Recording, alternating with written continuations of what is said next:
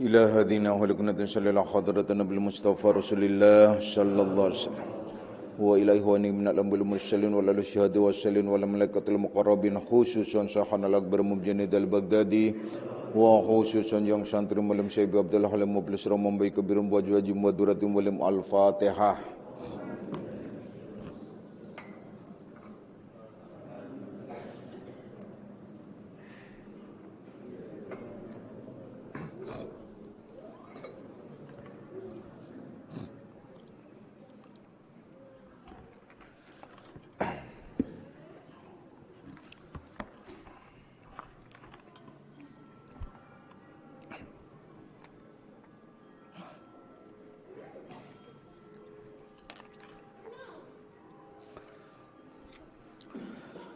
Assalamualaikum warahmatullahi wabarakatuh.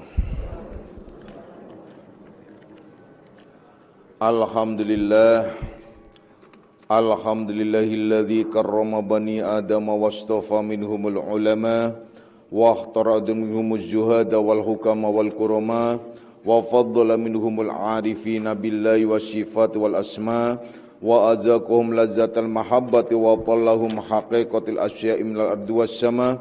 Wassalatu wassalamu ala sayyidina Muhammadin khatamil anbiya alladzi khuliqa min zatihi wa minhu jami'ul asya wa ala alihi wa ashabi sadatil awliya wa ala tabi'in wa tabi'ait tabi'ina lahum bi ihsanin ila yaumil jazaa. Subhanaka la ilma lana illa ma 'allamtana innaka antal alimul hakim wa la haula wala quwwata illa billahil aliyil azim, amma ba'du. Ma'asyiras salikin, kaum bapak dan kaum ibu, jamaah pesantren Akmaliyah, anak-anak ruhaniyahku semuanya, baik yang hadir secara jasmani maupun nafsani, baik yang mendengarkan langsung di pesantren Akmaliyah maupun yang melalui radio online Akmaliyah, insyaallah mudah-mudahan di senja Ahad ini kita bersama-sama mendapatkan limpahan rahmah, maghfirah serta hidayahnya, amin ya rabbal alamin.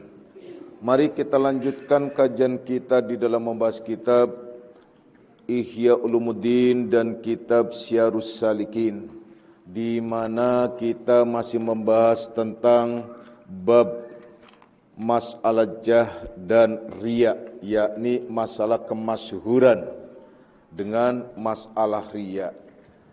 Anak-anakku semuanya, pada kajian yang lalu telah dibahas sedikit banyaknya tentang persoalan kemasyhuran, yakni ingin, artinya kemauannya keras untuk menjadi orang yang terkenal.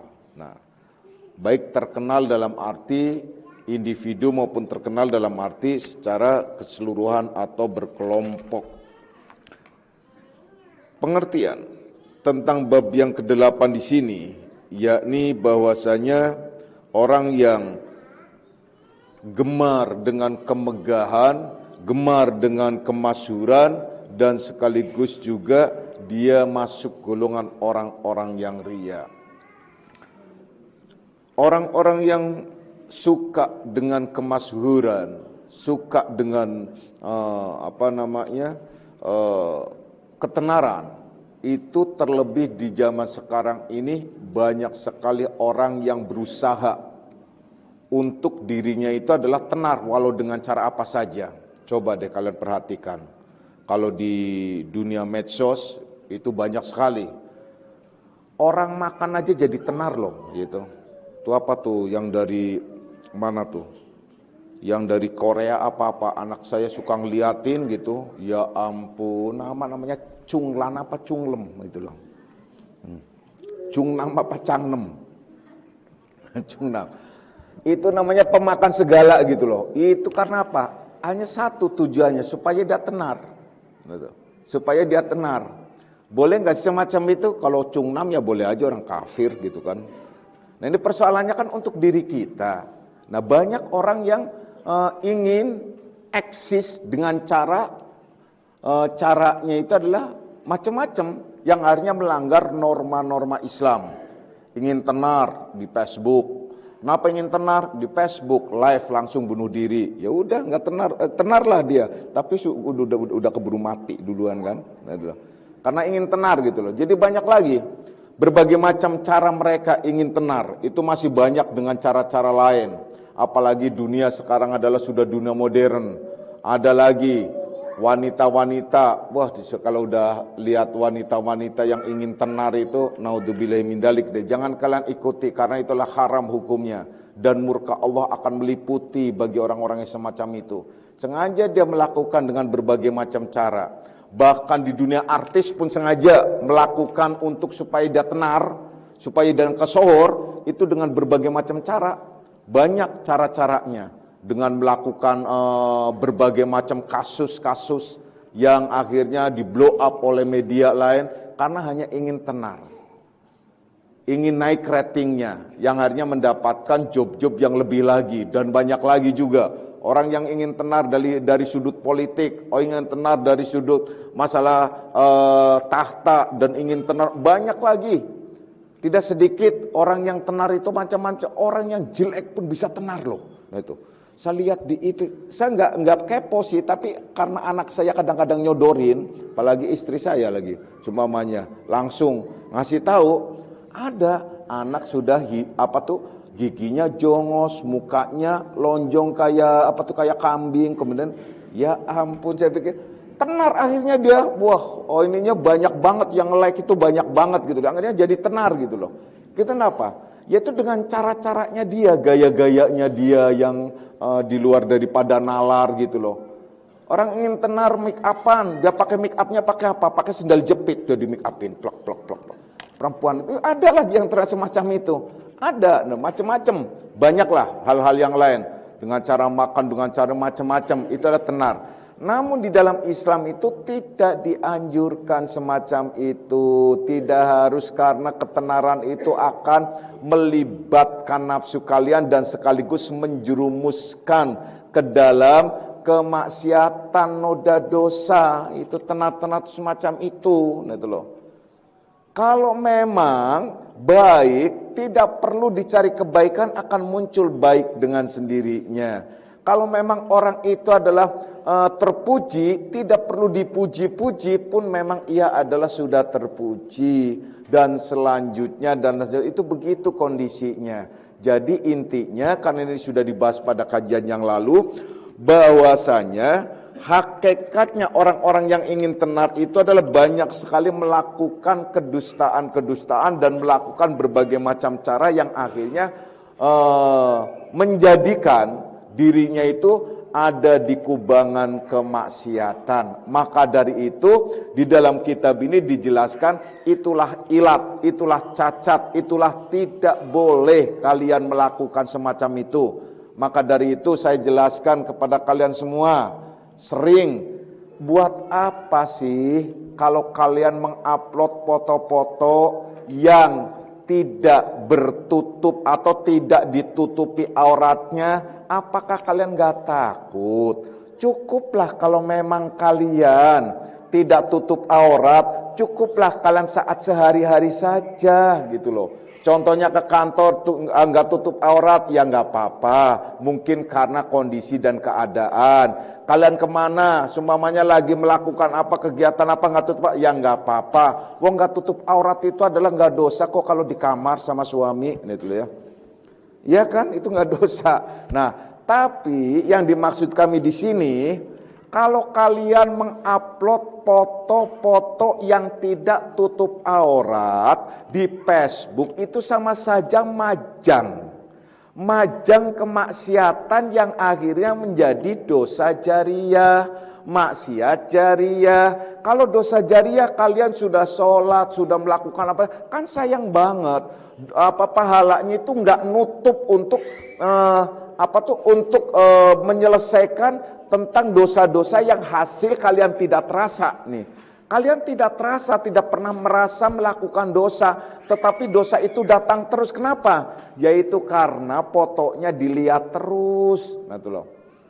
Oleh mereka-mereka, apalagi melihatnya adalah dengan gairah seorang laki-laki, udah Udah deh, pokoknya ya Allah, cobalah jangan ikuti kehendak nafsu di dunia ini, akan malah petaka, akan berantakan. Percayalah, dunia ini sebentar, dunia ini tidak lama.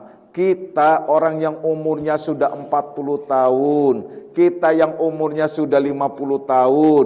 Kalau kalian umurnya 40 tahun, kalau memang 60 tahun batas umurnya, berarti tinggal 20 tahun lagi. Kalau 45 berarti tinggal 15 tahun lagi. Kalau 50 tahun berarti tinggal 10 tahun lagi. Kalau 59 tinggal 1 tahun lagi. Kalau 59 10 bulan tinggal 2 bulan lagi. Udah 2 bulan lagi itu begini, 2 bulan lagi. Oke, udah 2 bulan lagi. Karena dua ini adalah memang paling bagus. Orang ngangkat ini juga pakai jari 2 begini tuh, baru keangkat, ya kan? Coba kalau pakai jari 1 gini, gak ngangkat tuh. Makanya gak usah pakai jari 1 ya. Ya gitu. Kalian nih. Yaudah, kita lanjutin. Ntar sangkanya kampanye lagi. Gak dapat apa-apa juga ya. Udah lah. Kita akan lanjut kepada masalah pasal fi bayani darajatur riya gitu. Ini pasal pada menyatakan tentang derajatnya riya. Jadi ini tingkatan-tingkatan daripada riya. Riya itu batasan riya itu riya nih. Awas hati-hati. Riya itu kalau di dalam hadis itu disebut syirkul asghar, syirik yang tersembunyi. Riya itu adalah penyakit yang ada di dalam jiwa kita, ada di dalam nafsu kita. Itu riya. Ya, itu riya, hati-hati. Dan riya ini pula banyak orang yang tidak bisa masuk ke dalam surga karena banyak melakukan riya dalam ibadahnya, sehingga tidak diterima ibadahnya oleh Allah Subhanahu wa taala. Karena riya itu lawanannya ikhlas, sedangkan ibadah itu harus ikhlas. Awas loh. Kenapa ibadah itu harus ikhlas? Karena perintah Allah itu adalah ikhlas. Percaya deh. Dalam firman Allah Subhanahu wa taala sangat jelas sekali. Yakni, a'udzubillahi minasyaitonir rajim, wa ma umiru illa liya'budullaha mukhlishina lahud-din hunafa wa yuqimus shalah wa yu'tuz zakah dzalika dinul qayyimah. Jadi kalau ini diterjemahkan atau ditafsirkan secara bebas, maksudnya adalah makna-maknanya diikutkan, tidak secara harfiah, itu akan berbunyi begini tafsirnya. Wa ma umiru, tidak aku menyuruh kepada kamu semua. Menyuruh apa? Tidak aku menyuruh kalian sholat, tidak aku menyuruh kalian puasa, tidak aku menyuruh kalian zakat, tidak aku menyuruh kalian haji dan umroh, tidak aku menyuruh kalian untuk melakukan ibadah apapun. Illa liya'budullaha mukhlishina lahud-din hunafa. Kecuali aku menyuruh kepada kamu, menyuruh sholat kamu, menyuruh puasa kamu, menyuruh zakat kamu, menyuruh ibadah haji dan umroh kamu, menyuruh berbagai macam ibadah, itu dengan catatan mengikhlaskan agamaku yang lurus. Jadi mengikhlaskan agamanya Allah yang lurus, dengan kata lain, Allah memerintahkan dalam ibadah apapun dengan catatan ikhlas. Tergantung kadar ikhlas itu adalah macam-macam. Sebagaimana juga derajatnya riya juga bertingkat-tingkat, ikhlas juga bertingkat-tingkat, tergantung pada kondisi, keadaan, kualitas akidah dari orang yang beribadah. Itu maksudnya. Makanya Allah akhirnya melanjutkan ayatnya, wa yuqimus shalah wa yutuz zakah, dirikan salat, dirikan tunaikan zakat. Salat itu ibadah ritual, perwakilan dari ibadah ritual. Zakat itu perwakilan dari ibadah sosial. Yang demikian disebutnya dzalika dinul qayyimah, itulah agama yang lurus. Berarti analog bahasa, Kalau tidak demikian, seperti ayat yang Bapak sebutkan tadi, Bapak bacakan, berarti tidak masuk golongan agama yang lurus. Karena yang disebut dzalika dinul qayyimah, itulah agama yang lurus, ialah yang melakukan ibadah apapun dengan ikhlas. Tuh.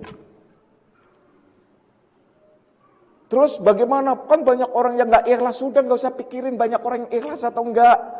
Yang kita pikirin itu diri kita. Sudah ikhlas atau belum? Lawanan daripada riya.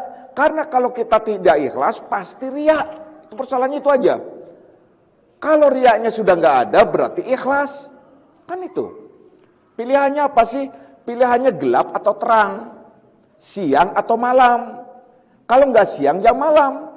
Kalau nggak gelap, ya terang. Kan begitu. Jadi nggak bisa dua-duanya itu ada. Kalian mau pilih riya atau mau pilih ikhlas? Mau pilihnya sih ikhlas, Pak, tapi riyanya masih ada, ya berarti masih riya. Nah itu loh. Gak bisa. Kenapa? Karena ikhlas itu ialah, sering Bapak jelaskan kepada kalian, ikhlas itu sesuatu yang ada di dalam hati kita. Kaitannya dengan niat, kaitannya dengan akidah. Kalau sudah kaitannya dengan niat, kaitannya dengan akidah, berarti ikhlas itu kaitannya dengan tauhid. Makanya Bapak sering mengulang-ulang, perhatikan baik-baik, Bapak ulangi lagi agar kalian ngeh, agar kalian sadar, ternyata ada surat yang namanya Al-Ikhlas. Tetapi di dalam surat itu tidak ada satupun kata yang menjelaskan tentang ikhlas. Yang ada ialah tentang tauhid. Qul huwallahu ahad, Allahus samad, lam yalid wa lam yulad, wa lam yakul lahu kufuwan ahad. Katakan bahwa Allah itu esa, Allah itu tempat bergantung semua makhluk, Allah itu tidak beranak dan tidak diperanakan, dan Allah itu tidak ada seumpamanya, tidak ada yang seumpamanya dengannya, tidak ada yang setara dengannya. Itulah Allahu Ahad, itu tauhid. Berarti ikhlas ini butuh ilmu tauhid. Kalau kita runut ayat-ayat Allah itu, ya, kita runut ayat-ayat Allah, surat-surat yang diterapkan di dalam apa tuh pada ayat-ayat tersebut yang menjadikan surat, nama surat itu biasanya kumpulan-kumpulan atau ada maksud daripada cerita atau ayat itu. Surat Al-Baqarah ada peristiwa Al-Baqarah, yaitu peristiwa sapi betina. Surat Yasin ada ayat yang menyebutkan Yasin. Surat apalagi Ali Imran ada, di situ adalah kisah tentang keluarga Ali Imran. Kemudian apalagi surat An-Nisa, itulah tentang wanita, di situ banyak menceritakan tentang wanita. Surat banyak, semua surat itulah mewakili ayat-ayat yang terkandung di dalamnya.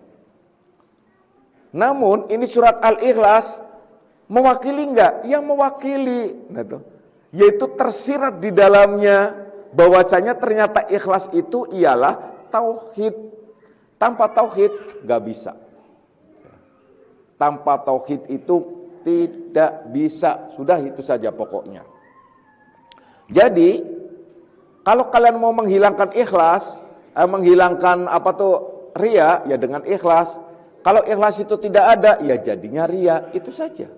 Nah ya, tapi kita sedang membahas riya, makanya Bapak tidak akan panjang lebar tentang ikhlas. Nanti ikhlas itu akan dibahas pada kajian-kajian selanjutnya, yaitu pada saat membahas tentang bab ikhlas. Di sini akan kami jelaskan bahwasanya pasal menyatakan tentang derajat riya. Jadi perlu difahami, perlu diketahui bahwasanya riya itu ialah banyak persoalan-persoalan dan banyak pula yang menguraikan tentang pemahaman riya. Banyak kontroversi tentang pemahaman riya dan banyak pula tentang orang-orang yang mengatakan riya atau tidak. Tetapi kita bagi-bagi saja bahwasanya riya itu ada 3 perkara. Riya itu ya. Pertama, riya itu dikosodkan. Dikosodkan itu berarti disadarkan di dalam diri. Ya, dikosodkan. Itu riya. Itu akan menjadi riya. Kemudian yang kedua, riya itu yaitu yang kedua sesuatu yang diriakan. Jadi ada yang dikosodkan, itu akan disebut riya. Ada yang artinya ada kosod. Kosod itu adalah menghimpunkan, yang artinya diniatkan, ditetapkan di dalam hati niatan itu, istilahnya. Itu dikosodkan. Jadi disadarkan diri kita bahwa kita akan melakukan apa saja. Kemudian ada sesuatu yang untuk diriakan, artinya ini ada medianya. Ada medianya. Jadi ada medianya. Jadi ada pirantinya, ada sarananya yang untuk diriakan. Gitu loh, ya. Nanti dibahas. Yang ketiga, sesuatu yang diriakan karenanya. Sesuatu yang diriakan karenanya. Jadi pertama qasad, yang kedua sarana atau media atau sesuatu. Nah, kemudian sesuatu yang dijadikan objek dan keterkaitan yang diriakan. Contohnya, ini contoh nih. Ini kalau ada tiga ini memenuhi disebut dia riya. Pertama, kita mau sholat. Susah sholat sih, udah barangkali. Kalian mau ngaji, ya jangan kita, nanti saya ke bawah-bawah lagi. Ya, kalian gitu apaan kita. Nah kalian kan mau ngaji nih, ceritanya ngaji ya, udah ngaji nih. Ngaji ini kan media ya, ngaji nih. Kemudian kalian kan sudah niatkan dari hati, dalam hati. Nah, kalau niatnya kalian ngaji karena Allah, walaupun kalian ternyata di jalan ada apa-apa, itu gugur, bukan masuk golongan riya. Karena tidak memenuhi syarat, 3 syarat tadi. Qasad, jadi diniatkan pertama apa? Saya mau ngaji supaya apa? Supaya saya itu dilihat tetangga bahwa saya itu adalah ngaji. Nah, jadi udah diniatkan dulu ngajinya itu. Dilihat tetangga itu adalah sebagai sarana, yaitu adalah sarana yang di luar. Kemudian tetangga itu sendiri adalah yang diriakan apa sih? Yaitu tentang ngajinya, supaya tetangga itu adalah tahu. Nah, itu adalah berarti memenuhi syarat, maka dia disebut riya. Itulah. Jadi 3 hal memenuhi riya. Qasad. Nah, qasad apa lagi contohnya? Asa mau ngaji Kenapa? Wah, mau ngaji kenapa? Saya kangen sama gurunya yang ganteng. Itu riya. Nah, itu. Ya. Ini contoh, maksudnya bukan ngaji di Akmaliyah kan di sini maksudnya. Nah, itu. Maksudnya ngaji. Saya nggak bicara ini ngaji di Akmaliyah, ngaji gitu loh. Ya orang ngaji, mau ngaji. Apalagi, saya mau datang ke tempat ceramah itu kenapa? Ustadznya lucu. Riya. Nah, itu loh. Riya akhirnya. Itu riya. Apalagi macam-macam. Pokoknya 3 unsur itu memenuhi syarat menjadi riya. Jadi makanya saya mau apalagi nih, urutan dari mulai ini ya. Tapi kalian jangan kemudian kecil hati ya, jangan kecil hati ya.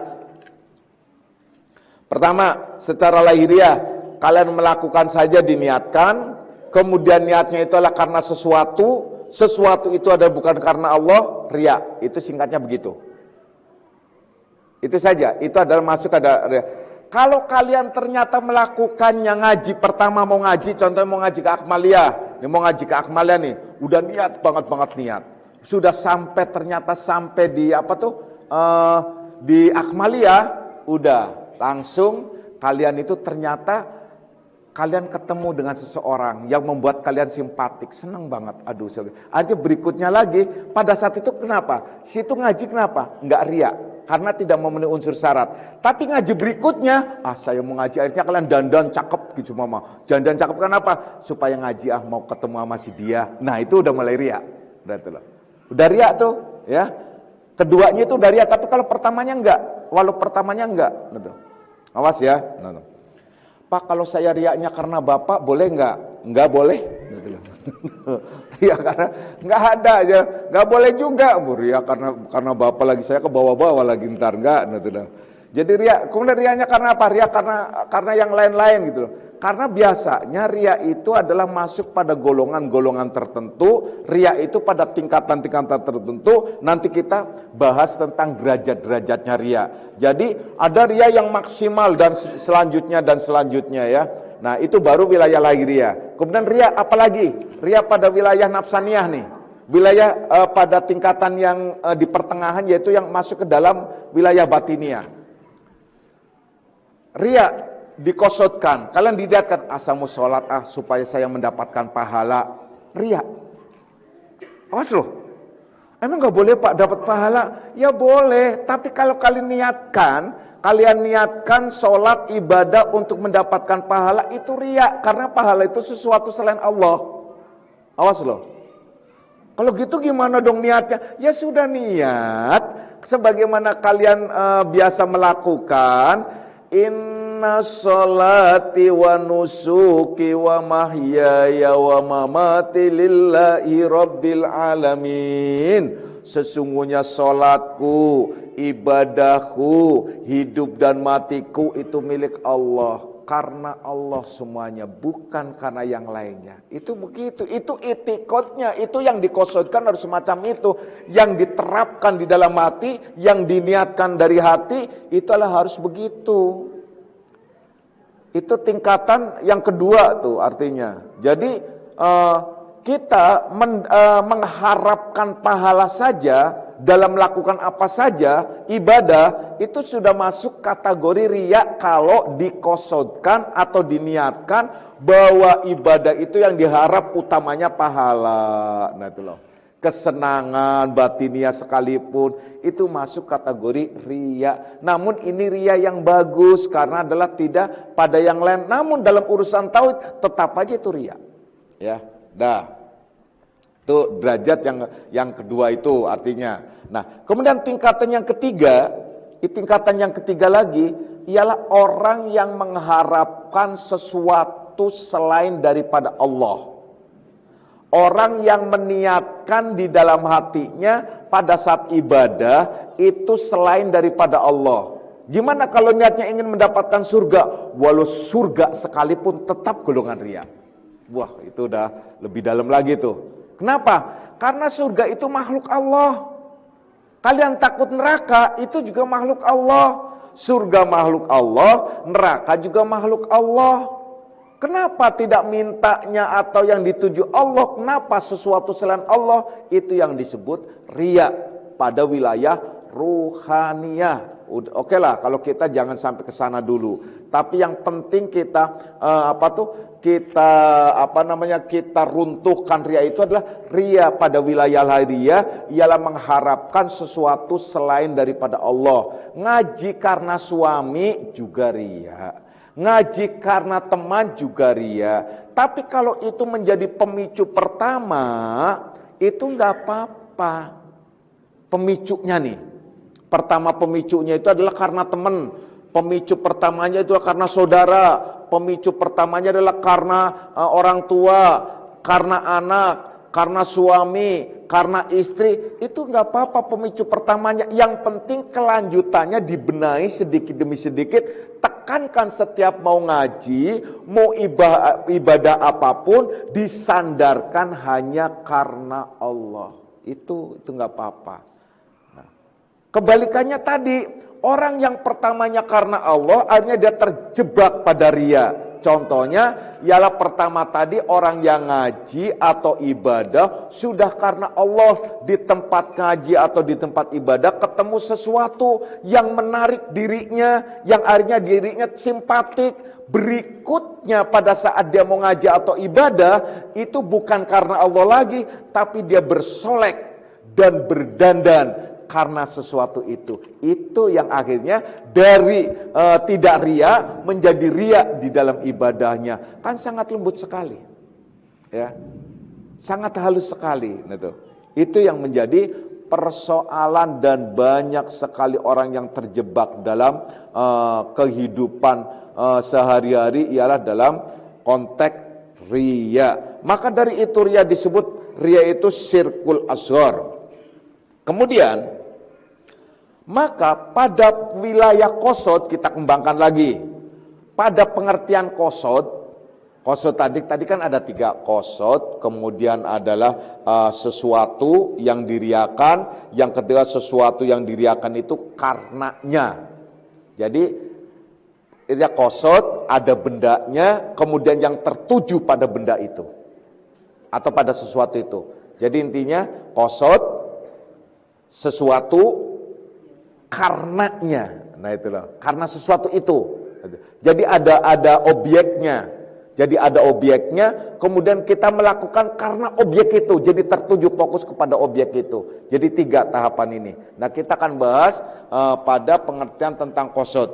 Sabar ya, sedikit demi sedikit. Adapun yang pertama, yaitu masalah qasad riya, yaitu ada 4 derajatnya qasad riya itu. Ya, ada 4 derajatnya. Ini dalam hal pembahasan tentang qasad ya.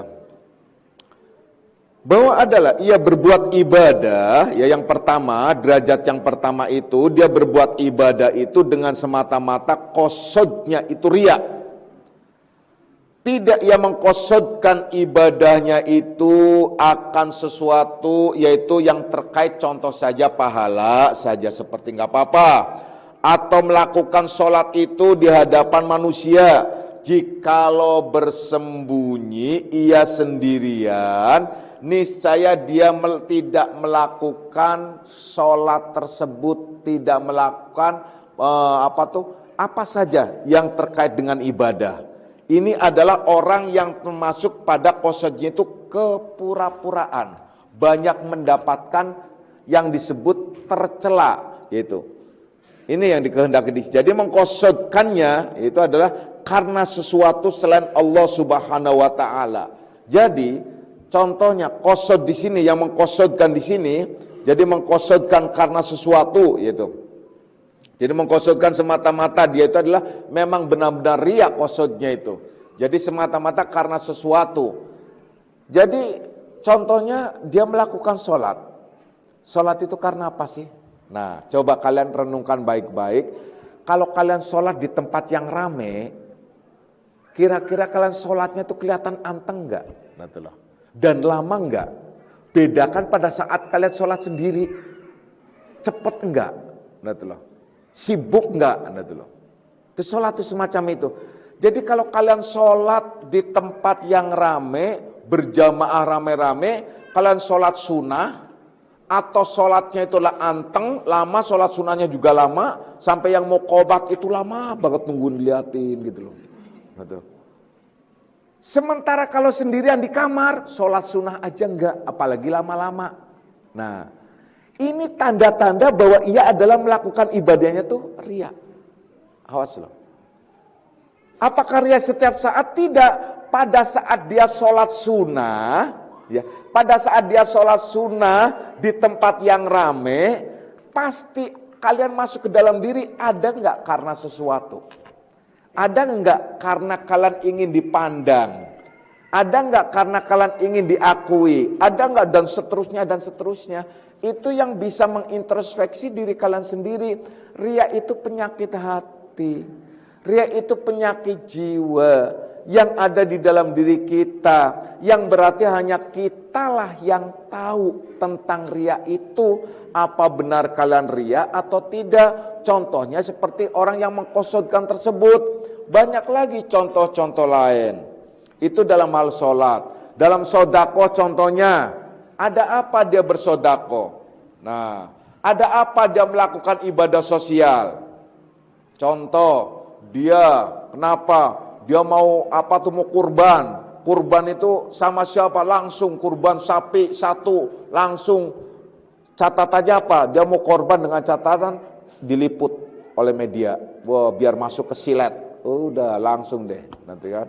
Masuk ke masalah inset, masuk ke masalah berita dan lain sebagainya.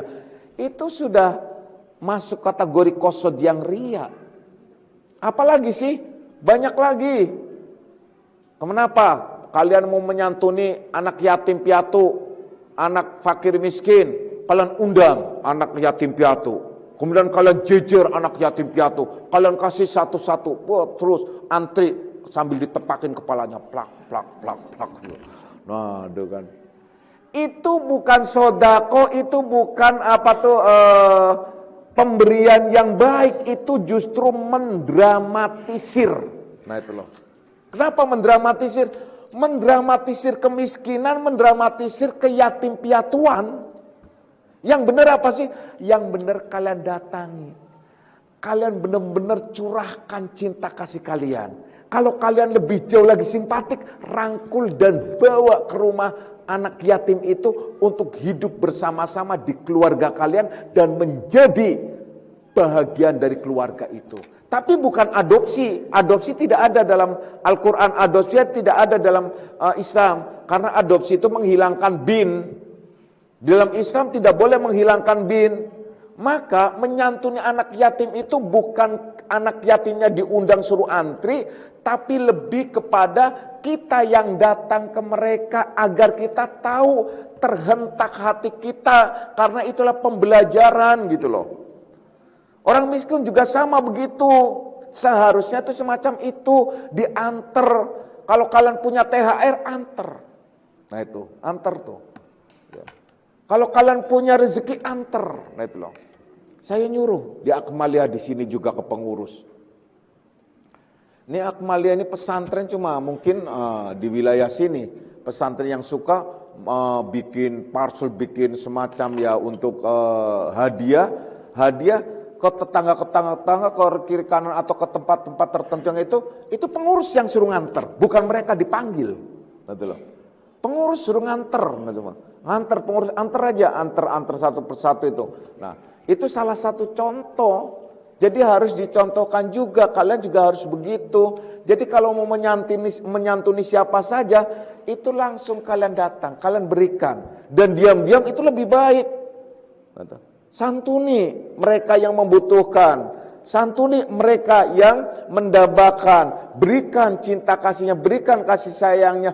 Memang sih ada hadis kita mengusap anak yatim itu bukan berarti mengusap itu ada secara fisik begitu saja.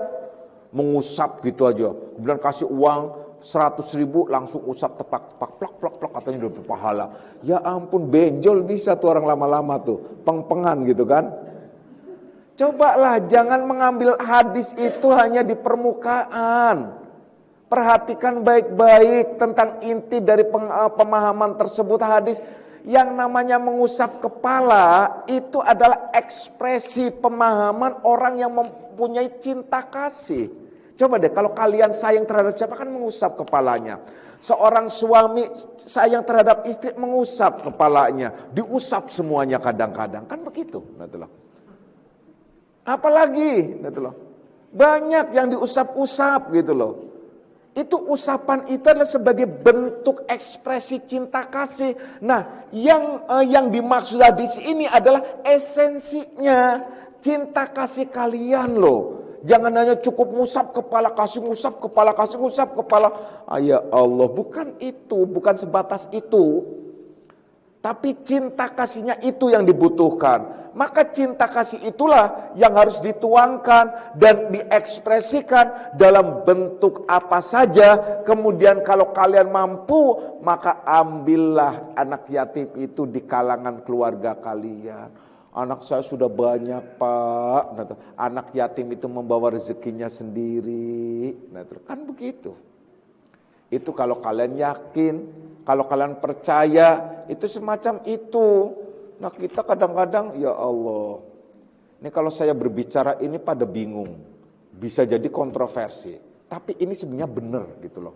Makanya kalau orang Jawa bilang itu, salah kaprah bener ora lumrah. Itu kalau orang Jawa ngerti ini. Salah kaprah bener ora lumrah. Salahnya itu udah kemana-mana. Ya kan? Udah biaya kemana-mana salahnya. Kalau kita benarkan, kata-katanya dibetulkan, itu tidak wajar, tidak biasa. Ya contoh aja seperti orang ngomong nanam pisang. Nanam pisang maksudnya itu nanam pohon pisang kali. Kalau udah jadi pisang ngapain ditanam makan, kan gitu.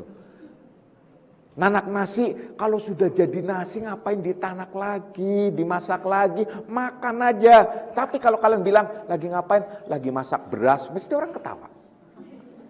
Wih, masak beras, gile lu, masak beras. Iya bro, masak beras gitu loh. Kan gitu. Coba, masak beras bingung gitu. Nah ini sama, saya akan membicarakan yang sama, tapi ini adalah masalah muamalat. Sehingga menjadi persoalan, terlebih sudah menjamur di Indonesia. Karena apa? Mengikuti gaya mengadopsi dari orang-orang Eropa. Nah itu loh. Pertama, pantai jompo. Enggak ada. Di dalam Islam itu pantai jompo itu enggak ada. Kalau kalian mau sodakoh, memberikan ibadah, kemudian menyerahkan pantai jompo, salah, kaprah. Berarti mendukung tentang itu. Tidak ada dalam Islam. Kalau kalian mau, di dalam Al-Quran jelas, itu udah jelas banget. Kalau di antara kalian seumpamanya memelihara ada orang-orang yang udah tua, orang-orang tuanya ada dalam pemeliharaan kalian, maka kalian tolong jangan mengatakan kata-kata yang membuat ia tersinggung.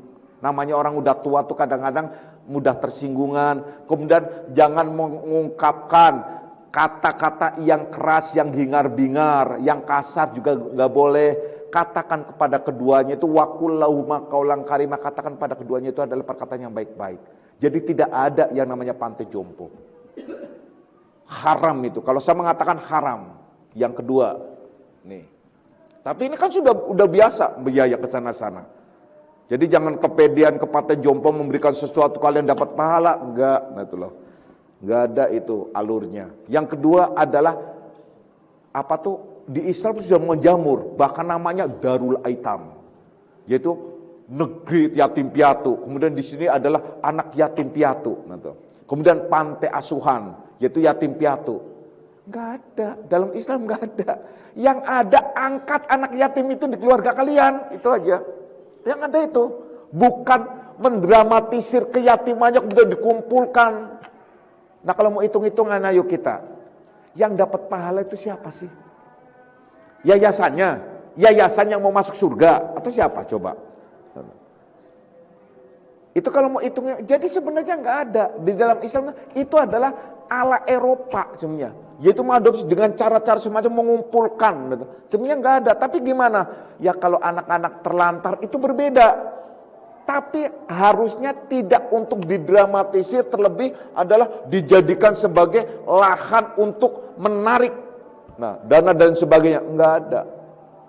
Jadi dalam Islam enggak ada istilah pantai asuhan, yatim piatu, pantai jompo dan sebagainya, enggak ada.